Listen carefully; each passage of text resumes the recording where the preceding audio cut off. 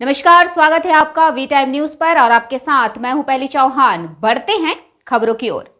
सूरत के उन इलाके में स्थित मोहम्मदी नगर में कल देर रात धार्मिक मुद्दों को लेकर दो गुटों के बीच हिंसक झड़प हुई, जिसके बाद पथराव हुआ। इस घटना में 5 लोग घायल हो गए, जिन्हें इलाज के लिए अस्पताल ले जाया गया। बेस्तान पुलिस ने तुरंत कार्रवाई करते हुए दोनों गुटों के 30 लोगों को हिरासत में लिया और दंगा फसाद का मामला दर्ज किया। पथराव के बाद भगदड़ मच गई। मोहम्मदी नगर में धार्मिक मुद्दों को लेकर लोगों के बीच झड़प हो गई। जैसे जैसे झड़प बढ़ती गई, समुदाय के दो गुट आमने सामने आ गए और पथराव शुरू कर दिया। पथराव के बाद पूरे इलाके में भगदड़ मच गई और लोगों में दहशत का माहौल फैल गया। उच्च अधिकारियों का एक काफिला तुरंत मौके पर पहुंचा।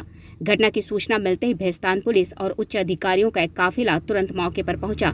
पुलिस ने स्थिति को नियंत्रित करने के लिए तुरंत कार्रवाई की और दोनों गुटों के लगभग 30 लोगों को हिरासत में लिया। ગઈકાલ રોજ તારીખ 12 જુલાઈ 2025ના રોજ રાત્રિના લગભગ 10-10:30ના સુમારે વિસ્તાર પોલીસ સ્ટેશન વિસ્તારની હદમાં આવેલ ઊનમાં આવેલ ભીંડી બજાર વિસ્તારમાં મદરેસા અનવરે મહેમૂદ તથા શકીલ બિન હનીફના અનુયાયીઓ વચ્ચે ઇસ્લામિક માન્યતાઓને લઈને વિવાદ થયો હતો। આ બનાવની વિગત એવી છે કે ભીંડી બજારમાં આવેલ બાલકૃષ્ણ રો હાઉસમાં રહેતા શકીલ બિન હનીફના અનુયાયીઓ કે જે આ વિસ્તારમાં ભાડાના મકાનમાં રહે છે, તેઓએ ટીપુ નામના એક શખ્સને પોતાના નિવાસસ્થાને લાવીને તેઓને પોતાની માન્યતા અંગે સમજણ આપી રહ્યા હતા એવી આશંકામાં બંને પક્ષો વચ્ચે સંઘર્ષનો બનાવ બનવા પામ્યો હતો।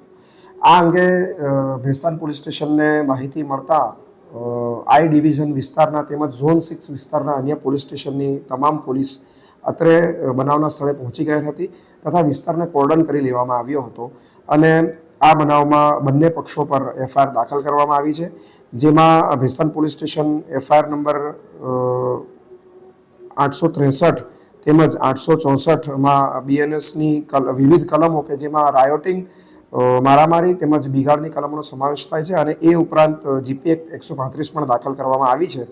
તેમજ બંને પક્ષે લગભગ 15 જેટલા આરોપીઓની ધરપકડ કરવામાં આવી છે, જેમાં શકીલ બિન હનીફના લગભગ 7 જેટલા અનુયાયીઓ અને તેમજ અનવરે મહેમૂદ મદરેસાના લગભગ 10 જેટલા અનુયાયીઓની ધરપકડ કરવામાં આવી છે। वी टाइम न्यूज के लिए सूरत से अंकित दुबे की रिपोर्ट।